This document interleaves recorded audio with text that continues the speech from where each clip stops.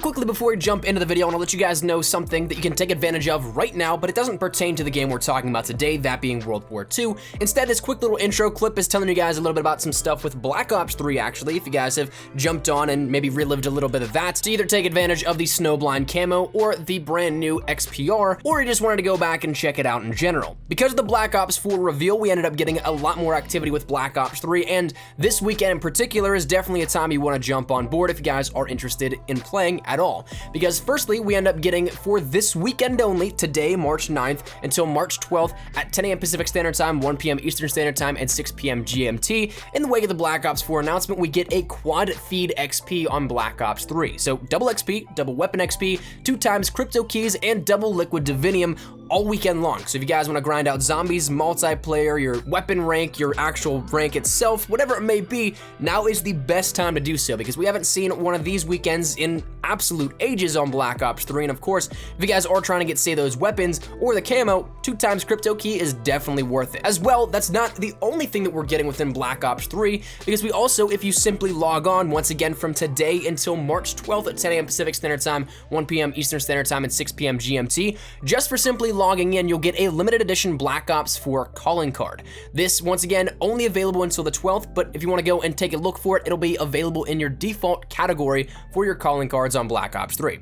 But that said, I want to let you guys know about this before we jump into the World War II discussion with this one today, but make sure to take advantage of that if you guys are interested. Let's jump right into the regularly scheduled content. So I say it every time whenever we talk about these Friday updates for World War II that Sledgehammer gives us, in which it's very nice to see the transparency from studio to community. That's something that at a AAA level, it's hard to please everybody, but at least it's nice to see the communication there in which the audience has an idea of what is happening, what's coming, and what they can expect in the sense of developmental changes from Sledgehammer working on the game that people may still play and enjoy. So while we started out with some updates here and there, and a couple actually in a string of days, from Michael Condrey before he vacated his position at Sledgehammer Games and went on to go to Activision, this weekly update I think is something that is very nice, in which it gives us, again, a more regimented and stable position on when we can end up seeing these things coming for Sledgehammer, and this talk is something we can actually look forward to. I enjoy being able to look forward to a Friday upload in which I can tell you what's going to be happening with World War II. Today's is a little bit different in the sense that it's not as beefy as what we've seen previously, and therefore it doesn't hold as much specific content as to what I can tell you 100%, but it does bring up some very big interesting points that we'll see here coming out and unfolding in the next couple of days. So first and foremost, they said in this update that they're going to be holding off the big beefy update that is normally in a Friday update until Monday, because they want to gather as much for a Tuesday game update. So that's something we'll talk about here in just a little bit, but a huge update is on the horizon and coming to World War II as of Tuesday, March 13th. So of course we'll be talking a lot about that, not only in the video here today, but also I'll keep you guys up to date with everything you need to know as the information comes out, both Monday and Tuesday for the release. But that said, what they did give us was a little bit here and there talking about the state of some things that are already in the game and some implications they may have for the future of Call of Duty. But then afterwards, after we talk about that, once again, we'll touch a little bit on the update coming Tuesday. But first and foremost, they gave us a little bit of a talk on gun game and prop hunt, because if you guys missed it, we ended up seeing these added in as stable and permanent modes within World War II. For the longest time, a lot of people really wanted to see some of these modes coming as permanent modes instead of just limited time modes that we'd end up seeing within different events for Call of Duty World War II. And I think prop hunt and gun game might be the 2 best options here for this already. Of course, Infected is something that I definitely want to see coming as well, but we haven't seen that at all, and these 2 already went through the gauntlet of being limited time only modes. Next up, maybe I'd love to see Demolition, because I'm a huge fan of how that worked in World War II. I had a ton of fun playing it, but we'll cross that bridge when we get there if it ever does come up. Infected, once again, is something that's in the game files and game code, but we have yet to see. That's one, though, that might end up happening if they do this again, rolling out more game modes as the future progresses. But it's a nice little win for the community here, because previously Sledgehammer wasn't really open to adding in these game modes for fear of breaking the player base up even more, and therefore the connections then can suffer. But 2 game modes to me, I don't think is anything that's going to completely break the game in terms of connection, so I'm cool with that But if you guys want to check this out in terms of playing gun game and prop hunt, they're going to be moved from the featured playlist to the party games playlist tab. So if you go and try and look for them, that's where they will be instead of in the featured playlist, just to make room for what we'll be talking about here in just a second. As for the other things though, then we ended up seeing Hardcore Ricochet added in, and that is live right now for this weekend with actually double XP in that if you want to go try it out a little bit here at this one. And for those of you guys that are wondering what the difference with Hardcore Ricochet compared to regular Hardcore is,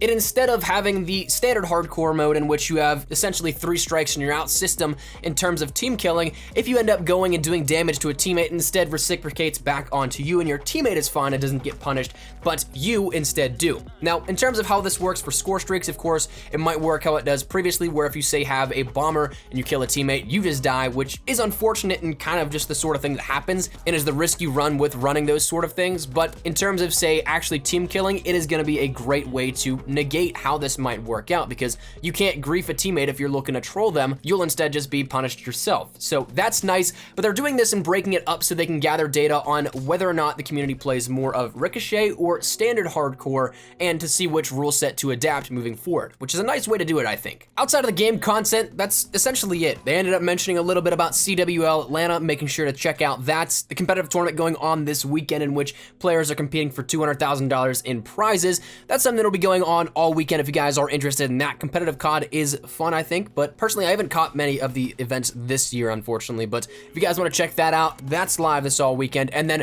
they also mentioned they're going to be doing a concept art giveaway over on the Reddit for Call of Duty Zombies. If you guys are interested in that, once again, you can check that out. But other than that, that is it. Once again, it was a very minor and brief little mini update. They even called it Mini Sledgehammer Games Weekly Update for this one, but essentially the whole gist of it was to keep on schedule with a Friday release, but also to let you guys know the big things are going to be coming Monday for that blog post, but also a big patch on Tuesday. So I want to take a little bit of time to discuss what potentially might be coming, and admittedly none of this is in any way, shape, or form confirmed, so bear that in mind. It's just my thoughts on this because we are seeing an update, so some things just seemingly come natural that we're still missing to the game, and by that I'm sure you can guess a little bit of it. But if I were to guess, patch notes being published on Tuesday could indicate a lot of different tuning coming. So whether that be weapon tuning, maybe score streak tuning even, because that was something that we talked about as a community for a long time and has been on the table for quite a while, but we still have yet to see really anything other than the paratroopers being buffed in the sense that they're no longer as dumb as they were beforehand. They don't shoot at aerial streaks and they don't run around with a shovel.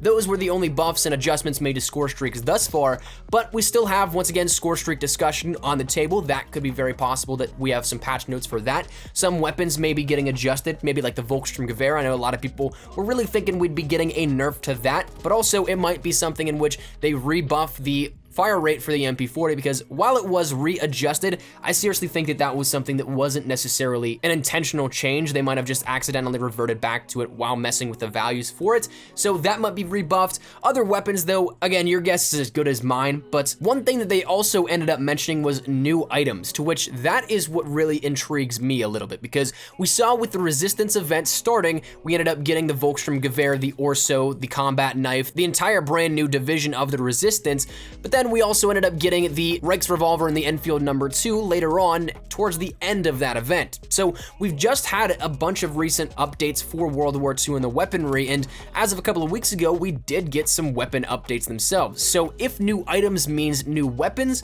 that could be something that we end up seeing the MG81, like we saw a little bit of a tease last week in that update, and maybe some other weapons added in on top of that, but also that could indicate a brand new event, because we did end up getting mention once again of a new event last week, but we didn't get any specifics, so we have no idea on what it could be, what it could pertain to, how long it could last, but we also did get the mention that Domination XL was promised after the event at the end of March. So that gave us, once again, a very small window of opportunity for when we could see this update, an event going live. If we had Domination XL at the end of March, but then an event still before that, it really didn't give us all that much to work with. So looking at the calendar of events, it's possible that we end up seeing an event, if you want to call it that, start on Tuesday with the update, but then Domination XL, once again, having to go live at the end of the month, and after the event, it might be done by Thursday or Friday the 29th or 30th. So it'll be interesting to see how that's implemented, if we get new weapons, if we get any thematic changes to World War II, whatever it might be. there is, again, the promise of new items, but in what capacity we don't exactly know. Now, who knows? Maybe it's something that those things are foregone and we don't actually get an event, we don't get new weapons and updates like that, but instead we end up getting some different missing features, or maybe we end up getting both, because we're still missing things like paint jobs and the flak event for all, and then special orders have been missing for a little bit of time as well, since that we ended up getting that heroic weapon bribe that glitched out, so they wanted to fix that, so they took it off the marketplace, and then they'll probably be adding it back in at some point in time, whether or not that is something in which we get a special order for specific weapons, or we get those heroic weapon bribes again, I don't know, but again, paint jobs is still missing. I wouldn't expect that to be coming this Tuesday though, because they said that they were a little bit ahead of themselves in terms of talking about it, and it'll be updated at some point in time, so my guess would maybe be like early to mid-April, though that is again kind of off in the distance. It is something that still, they don't seem too ready to have this ready for an update on Tuesday, but I'd be more than happy if I'm wrong and it gets added in. But the flak event for all is something it's been rolled out in various different regions, but not everybody has it. Like me personally, I have not experienced it once in World War II's headquarters, so that might be something that is rolled out to everybody